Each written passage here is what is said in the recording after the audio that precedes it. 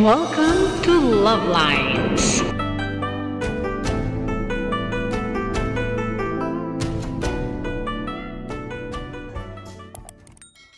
Good morning Philippines, hello world, araw ng linggo.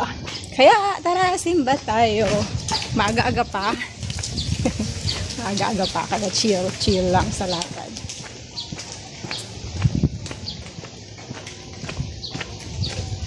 And by the way, it's a Sunday morning. May mga ulap na sa kalangitan. Tingnan natin. Okay, ayan na si Love Lines Junior. Aba, may ansi. Bagong ligo. At damangga. Oh, may bunga na yung mga Indian mango. Ang cute. Oh, lumamlam yung araw. So, ayan, walang init.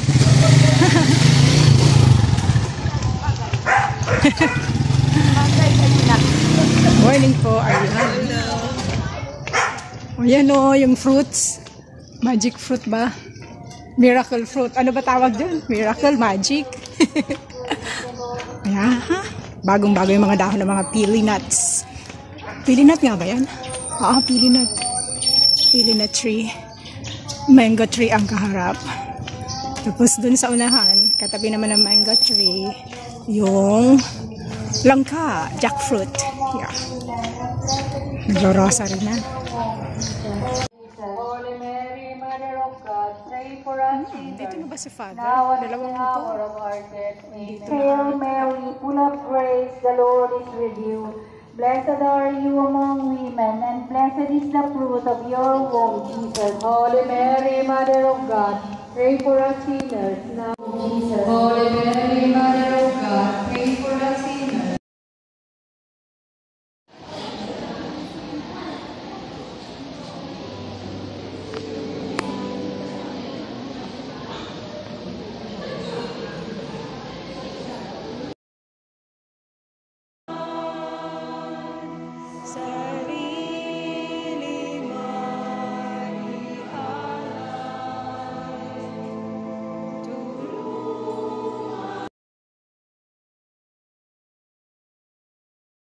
Pagbasa kung saan ito po ay tumutukoy sa pagpalito natin sa Diyos.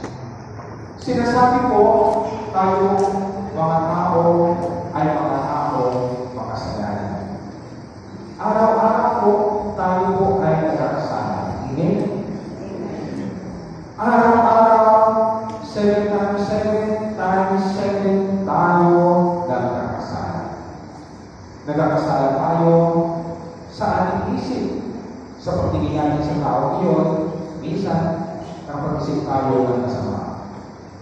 Sa ating isip, pinagpilitan na natin, minsan pagkakaw, minsan snatcher, minsan pamalang tao, at yung talaga lumalaw sa ating isip. Lalo-lalo na pag nakakita po tayo ng kakaibang mukha. At higit sa lahat, minsan sa ating pagsasalita po, tayo po ay nagkakasala. Yung simpleng pagpura natin, akala natin tayo ay tama. Yung pagsasalita natin na malakas, na nakakadisturbo ng ating kapwa-tao, lalo-lalo na sa simbahan. Yun ay kasalanan.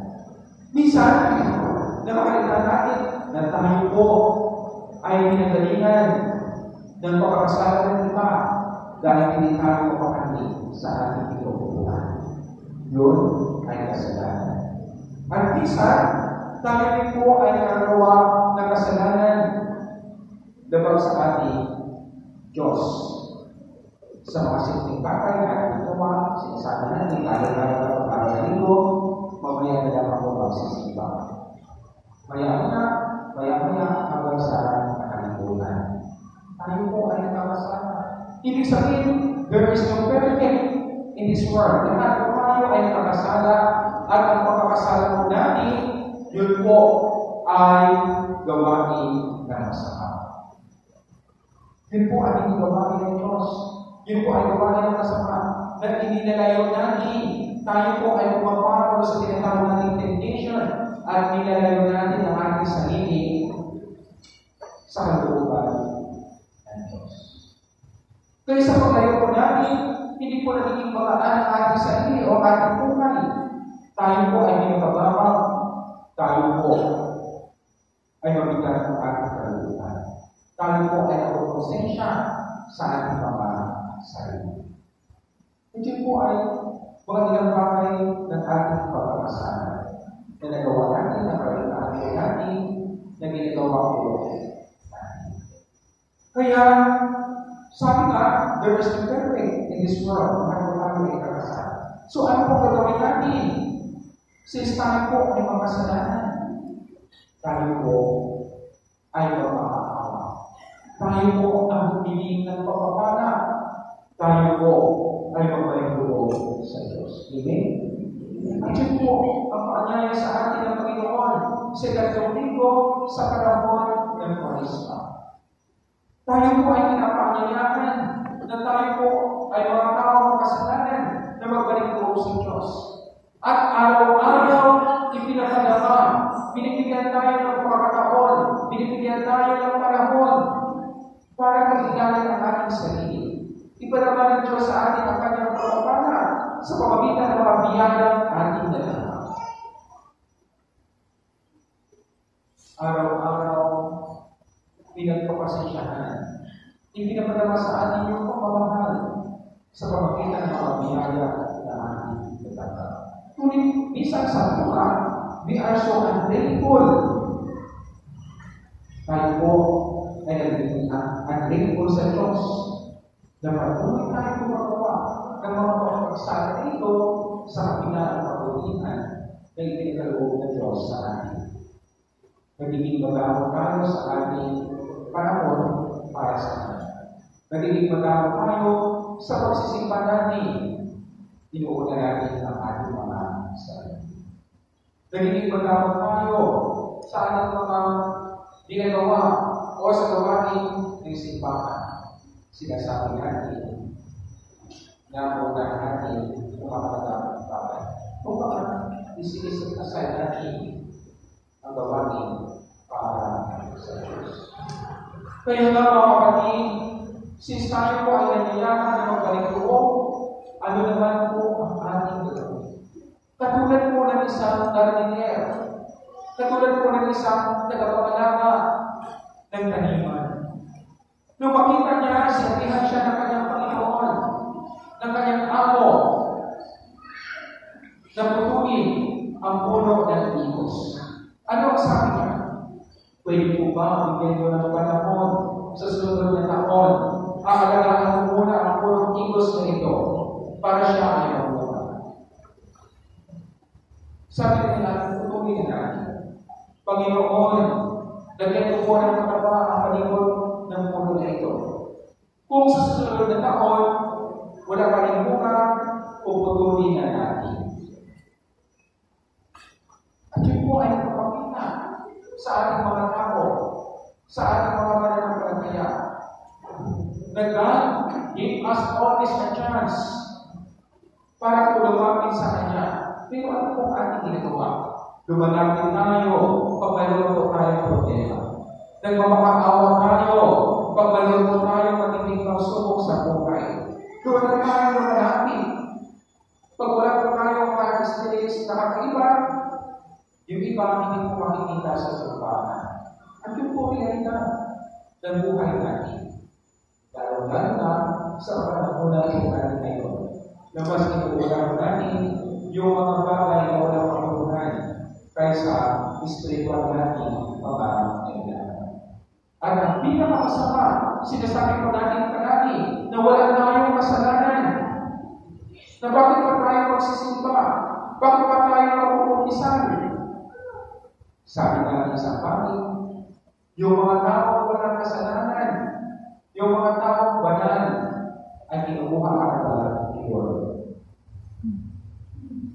Totoo po, ang mga tao walang kasalanan o mga mabubuti, pinipigila sa kanilang mga sarili. Sila po ay pupunin na ni Lord dahil hindi na sila nakakasama. Dahil sila ay wala na, dapat doon na sila sa langit.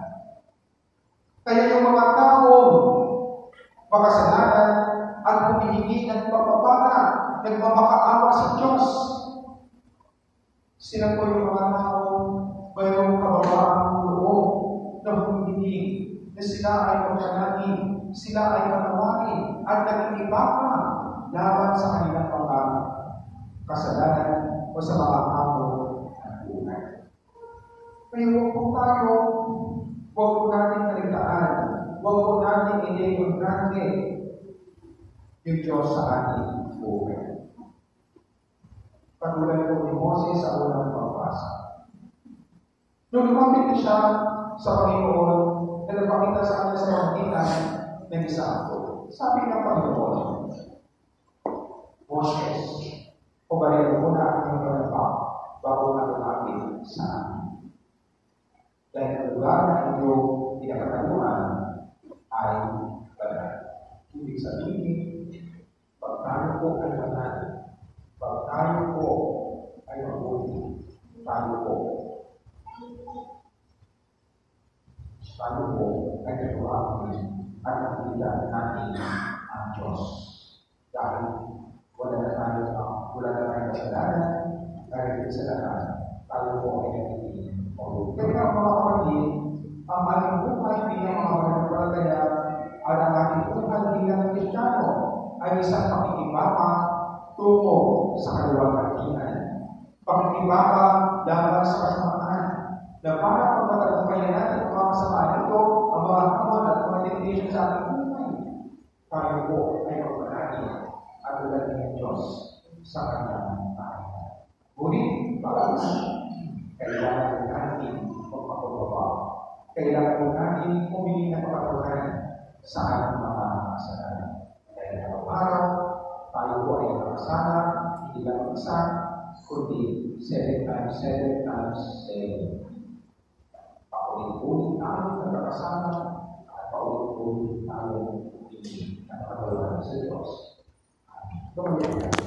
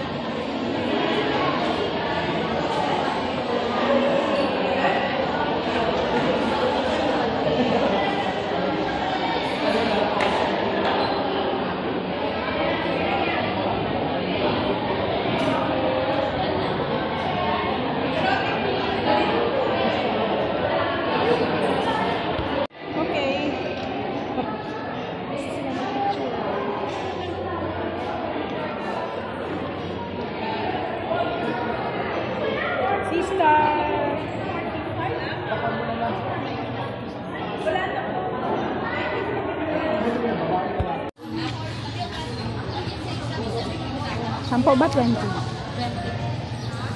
Ay, sorry. Ano ba? Ayan, nakapag-liner na. Ganda ngayon ha. Dalawang third Sunday of Lent. Iba yung color ko. Oh no, may araw na. Kailangan ko na magsalamin. Teka lang. Change ako ng shades pala. Right. Kailangan mag-shade kasi mainit ang panahon. Sobrang nag-init oh. Look. Buling ko tuloy si Lovelines Jr.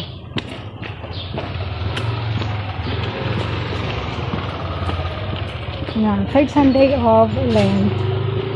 Ano ngayon ay tungkol sa yung first reading, yung papakita ng God the Father sa God the Father, tama, yung God. Sabi niya, ako, I am who I am. Ako ay si, ako nga. Yung God's plan of salvation, yung aalisin niya sa Egypt ang mga tao, ang mga Israelites. At sinabi niya na anong sasabihin, anong sasabihin kung sino siya. Sabi niya, ako, I am who I am. And ang pinakabuod ni Father, pinakabuod yun sa pagsisisi. And then, huwag din tayo maging dahilan ng pagkakasala ng iba. So, huwag tayo masyadong maging self-righteous. Dahil lahat tayo nagkakasala. 7 times 7 times 7 yun na in-emphasize ng Father. Kasi yun nga sa Gospel, lahat tayo ay may kasalanan. Walang hindi nagkasala. Tulad dun sa puno na, hindi, kumbaga, isa pa rin yun, yung hindi ka nagbubunga. So, hindi lamang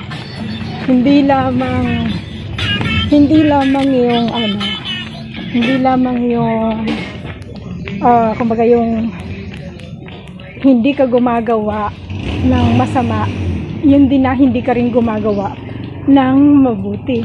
Ganun yun eh. So yung puno na walang bunga, pinapaputol dahil sayang lang yung space na yung space na ina-occupy niya dun sa lupa ng isang amo. Ang sabi naman nung nag-aalaga, hayaan nyo, lagyan ko ng pataba. After 1 year, hindi pa siya nagbunga, putulin na natin. So, ganun din tayo. Kita natin, yung kumbaga, yung may opinion, no? Yung pananampalataya natin, pakita natin din sa gawa at nang magbunga tayo. So, maka-inspire tayo ng ibang tao. Maka-inspire tayo. Hindi yung tayo ang maging dahilan ng pagkakasala ng iba. So, that's it. Thank you so much everyone for watching. Happy Sunday! And I'll see you in the next. God bless you all. Shout out by the way to all my Super Love Stars. Love Lines Galaxy Super Love Stars, ang aking mga channel members. Tapos, sa Hans Family, Snow Family, and Moon Family. Sa mga super senders, super chat senders, super sticker senders, at sa mga subscribers and viewers. God bless you all, and God bless the Philippines and all around the world. God bless everyone. Mama. And by the way, ayan, shout out. Ang ganda ng halaman ko, diba? Halaman. Ayan. Namumukadkad. Nakikita ba sa labas? Nakashade kasi. Ayan, may halaman sa taas. Oops. At ang aking motion sensor na ilaw. Dust to dawn motion sensor pa. So, paggabi, umiilaw yun. Umiilaw yun paggabi. Tapos, namamatay after 10 seconds. Pag may na-detect na motion, saka siya mabubuhay. Yun yung ano ng motion sensor. Tapos, ganito na pagbukas ng ito. Ganito yung pagbukas niya, no? Kasi, meron dito screen. Screen yan eh. Okay. Thank you again. Have a good day. God bless. Mama. So, that's all for now. Thank you so much for watching. Once again, this is Love Lines. Have a good day and God bless.